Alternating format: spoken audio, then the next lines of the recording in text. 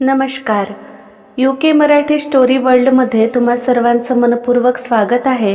कथा आवडत असल्यास लाईक करा, कमेंट सेक्शनमध्ये जाऊन स्वाईप करून हाईप बटन दाबा, कथा शेअर करा आणि चॅनलला नक्की सबस्क्राईब करा. डेस्टिनी बंध अनोखी प्रेमाचे भाग 22.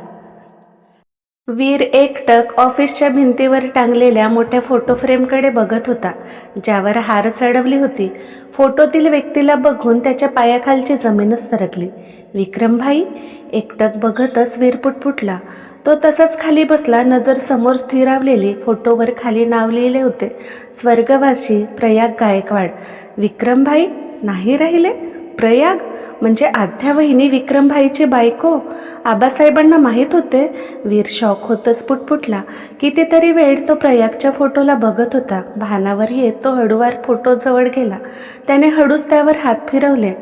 पहिले तर तुम्ही फक्त घर सोडून गेले होते भाई, पण तुम्ही आमच्या सगळ्यांवर एवढे नाराज होतात की हे जगच सोडून गेलात तुम्ही, आणि आम्हाला काही माहीत नाही. का असे केले तुम्ही? एकदाही आम्हाला भेटायला आले नाही. तुमच्या मागे आई, बाबा, सम्राट भाई, आम्ही सगळे कसे आहोत कधी जाणून घ्यावेसे नाही वाटले का? वीर एकटक हसऱ्या प्रयागकडे बघत कातर स्वरात पुटपुटला. तुमची आद्या अगदी तुमच्यासारखी आहे भाई. जसे वातावरण आपल्या घरात तुम्हाला हवे होते, अगदी तसेच वातावरण हळूहळू तयार होत आहे. तुमचे स्वप्न त्यांनी पूर्ण केले, पण ते बघायला तर तुम्हीच नाहीत. वीर रडतच बोलू लागला. वीर? अभयने त्याच्या शोल्डरवर हात ठेवले तसे वीरने डोळे पुसत वळून त्याला पाहिले. आद्याला काही माहीत नाही. प्लीज तिला विक्रमविषयी कळू देऊ नको. तिच्यासाठी तो प्रयाग म्हणूनच ठीक आहे, नाहीतर तुटून जाईल ती, अभय बोलला. तसे वीर आश्चर्याने त्याला बघू लागला. म्हणजे विक्रमभाईचे सत्य तुम्हाला माहीत होते? वीर बोलला. तो माझा कॉलेज फ्रेंड होता. त्याने सगळं मला सांगितले होते. आद्यावर त्याचे प्रेम होते. लग्नाच्या पहिले खरं सांगणार होता, पण तिला खुश बघून तेव्हा त्याने सांगणे टाळले, कारण तसेही तो बऱ्याच वर्षापासून तुमच्या संपर्कात नव्हता, आणि जेव्हा त्याने तिला सगळं सांगण्याचे विचार केले तेव्हा तोच नाही राहिला, अभय बोलला. पण भाई असे किती दिवस त्यांच्यापासून लपवून ठेवायचे? कधीतरी वहिनीला कळेलच ना. प्रयाग म्हणजे विक्रमभाई सम्राट भाईचे जुळे भाऊ आहेत. तेव्हा काय होईल? वीर बोलला. तोपर्यंत कदाचित आद्या सम्राटमध्ये छान बॉन्डिंग तयार झालेले असेल. कदाचित दोघा एकमेकांना समजून घेतील, प्रेम करतील आणि गोष्टी सोप्या होतील. पण आता आद्याला सत्य कळले तर ती सहन करू शकणार नाही. दोघांचे नाते मोडकळीस येईल, अभय विचार करत बोलला. ठीक आहे भाई. वीरला त्याचे बोलणे पटले. थोडा वेळ बोलून दोघे ऑफिसमधून बाहेर पडले. वीर त्याच्या विक्रमभाईची शेवटची आठवण, त्याने उभारलेला आशियाना मन भरून बघू लागला. संध्याकाळी सम्राट घरी आला. रूममध्ये येताच त्याची नजर सोफ्याकडे गेली, जिथे नेहमी आद्या बसलेली असायची, पण आज ते खाली होते. नकळत मन नाराज झाले. त्याने रूममध्ये चौफेर नजर फिरवली. सगळं कसं ओसाड वाटत होतं. सुस्कारा सोडून तो कबर्डमधून कपडे घेत फ्रेश व्हायला निघून गेला. यू आर सिम्पली ग्रेट भाई. I am proud of you.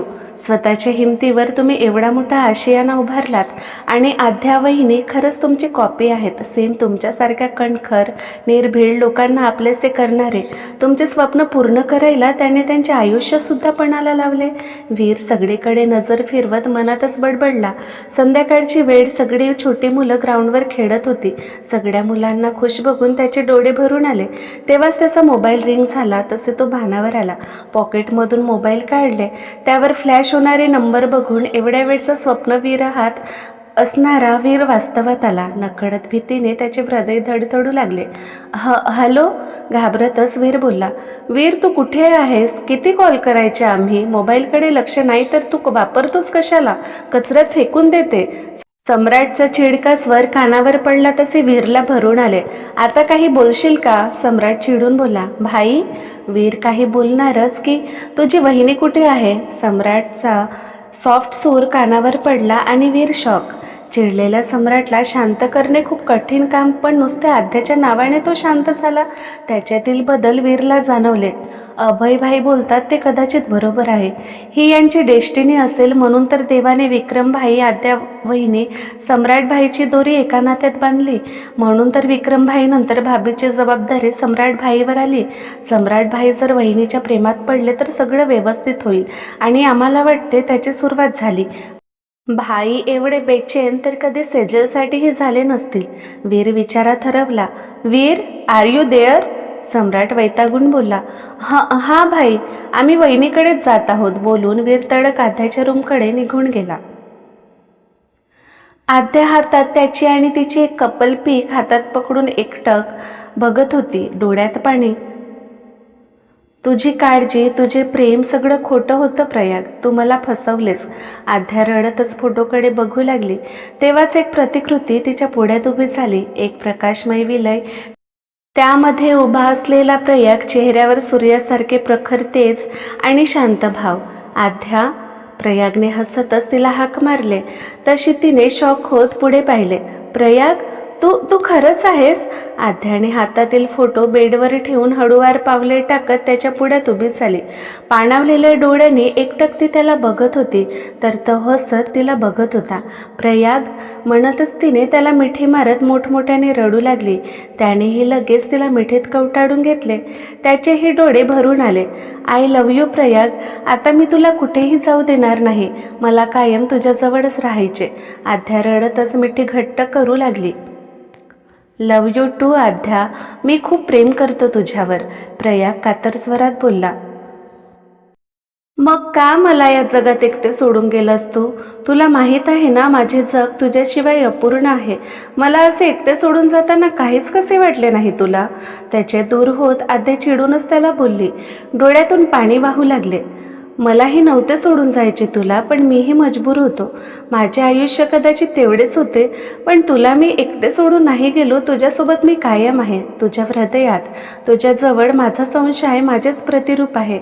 आता तर तुझ्याजवळ तुझी हक्काची फॅमिली आहे, त्यांचा स्वीकार कर. प्रयाग तिला जवळ घेत समजावणीच्या सुरात बोलला. मी प्रयत्न करत आहे प्रयाग, पण माझे प्रयत्न कुठेतरी कमी पडतात. आध्या नाराजीत बोलली. चिंता करू नको, सगळं ठीक होईल. आणि एक गोष्ट कायम लक्षात ठेव, मी, माझे प्रेम सतत तुझ्यासोबत आहे. स्वतःला कधी एकटे समजू नको, प्रयाग बोलला. ती भरल्या डोळ्याने एकटक त्याला बघू लागली. तेव्हाच दरवाजावर नॉक झाले. तशी ती दचकून भानावर आली. तिने सैरवैर नजरेने इकडे तिकडे पाहिले. प्रयाग, तिने साद घातली, पण तो नव्हताच. परत एकदा दरवाजावर नॉक झाले. तशी तिने भानावर येत डोळे पुसत दार उघडले. वीर, तुम्ही? काही काम होते का?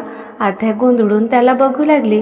वीर काही क्षण तिला बघतच राहिला. विक्रम भाई सोबत असलेली शेवटची व्यक्ती, तिच्यात जणू त्याला विक्रमचा भास झाला. वहिनी, कॅन आय हग यू? वीरने कातर स्वरात बोलून तिच्या उत्तराची वाट न बघताच तिला मिठी मारली. आध्या पहिले तर गोंधळली. वीर, काही प्रॉब्लेम आहे का? काय झाले तुम्हाला? आध्याने त्याला दूर केले. सॉरी. वीर डोळे पुसत इकडे तिकडे बघत पुटपुटला. आध्या एकटक त्याला निहाळत होती. काही वेगळेच दुःख होते त्याच्या डोळ्यात. वीर, काही प्रॉब्लेम असेल तर माझ्याशी शेअर करू शकता, आध्या एकटक त्याला बघत बोलली. काही प्रॉब्लेम नाही वहिनी. बरं, हे मोबाईल घ्या, सम्राट भाईचे कॉल येत आहेत. वीरने तिच्या पुढ्यात मोबाईल पकडले. त्याची नजर बेडवर ठेवलेल्या विक्रम आणि आध्याच्या फोटोवर पडली. त्याचे डोळे परत एकदा भरून आले. तसा तो तडक तिथून निघून गेला. आध्या गोंधळून एकटक मोबाईलकडे बघत होती. यांना काय बोलायचे माझ्याशी, ती पुटपुटली. दरवाजा बंद करून ती आत येत बेडवर बसली, नजर सतत मोबाईल स्क्रीनकडे. पण खूप वेळ होऊनही सम्राटने कॉल केले नाही. तेव्हाच माई तिला जेवायला बोलवायला आल्या. ती मोबाईल घेऊन बाहेर गेली. तिने वीरकडे त्याचे मोबाईल दिले. झाले बोलून? वीरने विचारले. नाही, त्यांचा फोन नाही आला, आध्या बोलली. मग तर तुमच्याचकडे राहू द्या, नाही तर परत आम्हाला परेशान करायचे. तसेही सध्या आमच्या तेवढे कामाचे नाही, वीर हसत बोलला. मग तिनेही मोबाईल जवळ ठेवला. माई, मुलं जेवली? आध्याने खाली बसत विचारले. हो, माई बोलल्या. मग सगळे शांतपणे जेवून घेतले. आध्या मध्ये मध्ये अभयकडे बघत होती, पण तो त्याच्याच विचारात हरवलेला होता. नंतर बोलू विचार करून तिने जेवणावर लक्ष केंद्रित केले. वीरसोबत बोलत असतानाच पार्टीच्या कामानिमित्त सम्राटला बोलवण्यात आले. त्यातच किती वेळ गेला त्यालाही कळले नाही. रात्रीचे 11:30 वाजले असतील. तो रूममध्ये आला. सहज त्याची नजर बेडवर गेली. आज रूम एकदम स्वच्छ होती. बेडही अगदी व्यवस्थित अंतरला होता. ना बेडवर आध्या होती ना तिच्या बुकांचा पसारा. त्याने शेजारी टेबलवर पाहिले. त्याची बुक्स अगदीच चवडून ठेवली होती. त्यातील एक बुक उचलून एक एक पेज पलटू लागला. नकळत हसू फुलले ओठावर. किती विचित्र वागायला लागलो ना आम्ही या काही दिवसात.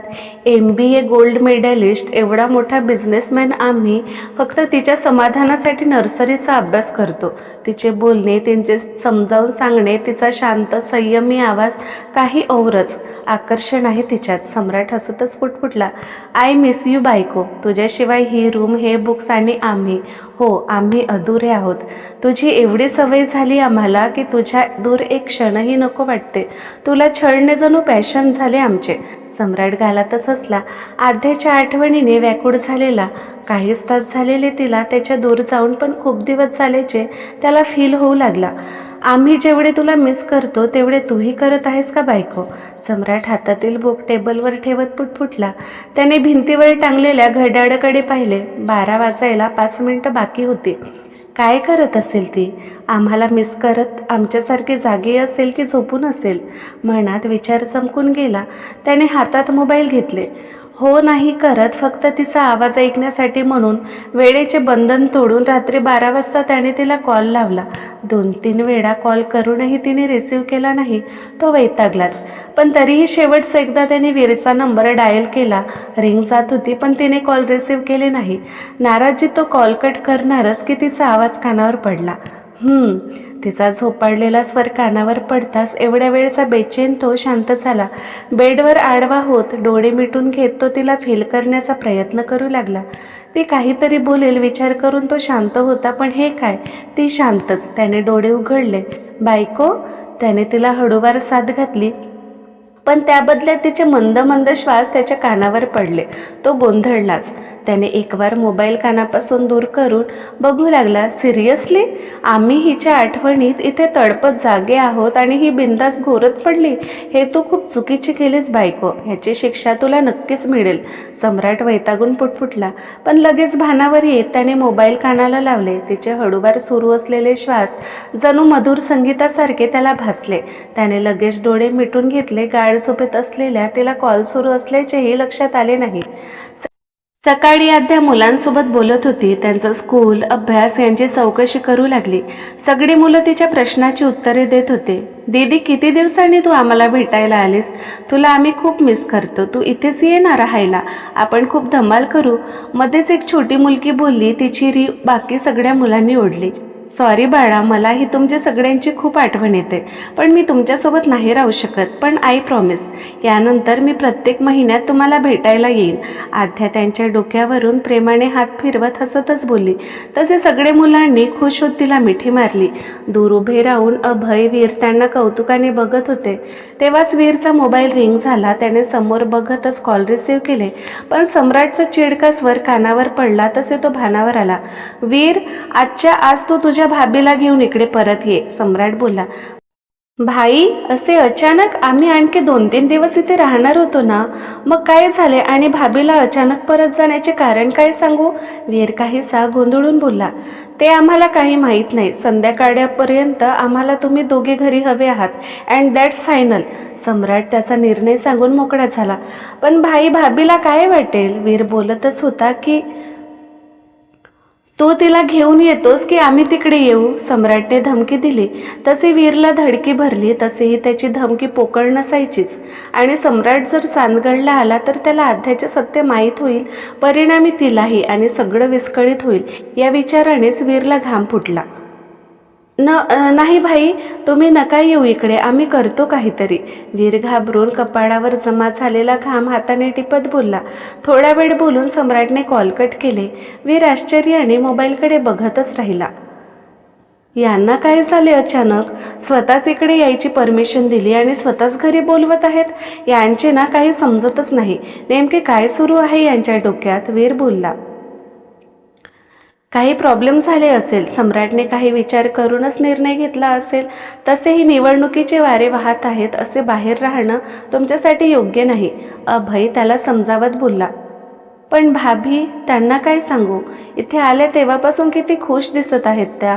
आम्ही पहिल्यांदाच त्यांना एवढे खुश बघत आहोत. वीर समोर मुलांसोबत खेळत असलेल्या आध्याकडे बघत बोलला. अभयही तिला बघू लागला. वीर, मला एक प्रॉमिस करशील? समोर बघतच अभय सिरियस टोनमध्ये बोलला. तसे वीर आश्चर्याने त्याला बघू लागला. काय झाले भाई? वीर नकळून बोलला.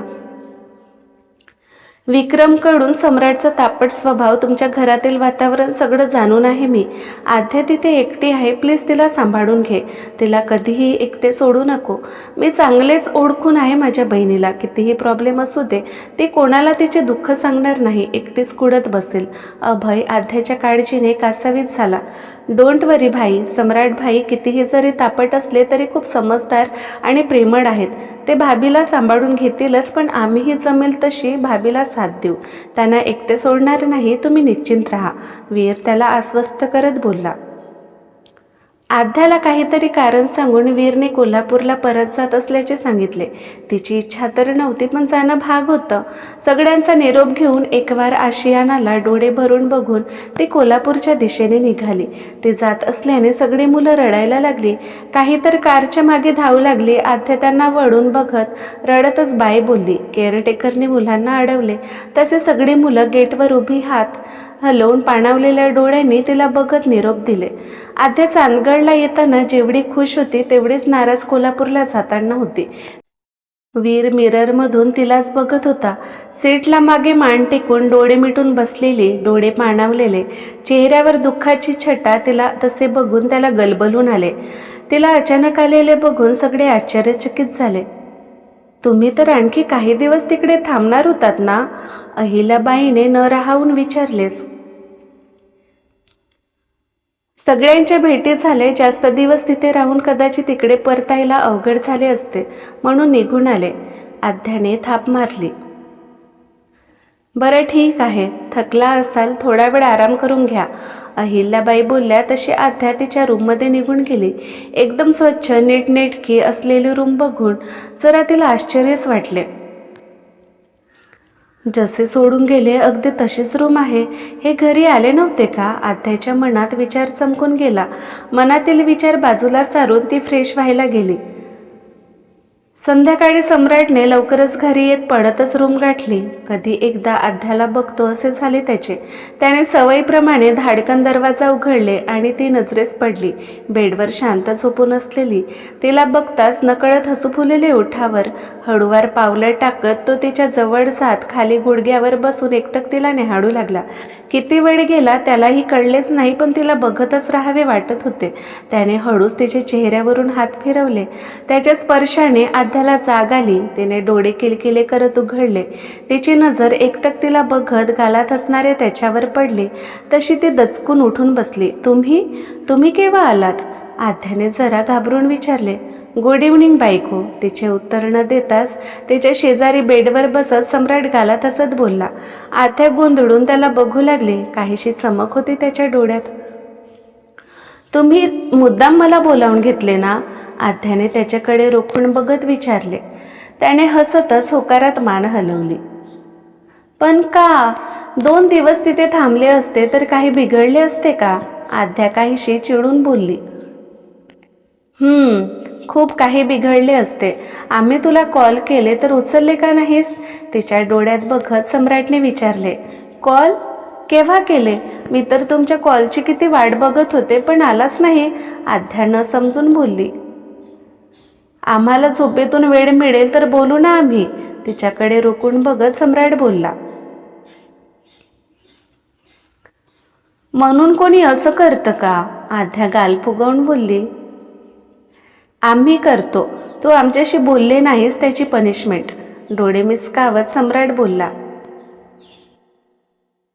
तुम्ही खूप वाईट आहात. मला नाही बोलायचे तुमच्याशी. त्याच्याकडे रागातने बघत ती पाय आपटत फ्रेश व्हायला बाथरूममध्ये निघून गेली. ती गेली त्या दिशेने बघत सम्राट गालातच हसू लागला. तुझी हीच अदा मी खूप मिस केले बायको. सम्राट गालातच पुटपुटला. क्रमशः. तर आजचा भाग कसा वाटला कमेंटमध्ये नक्की सांगा.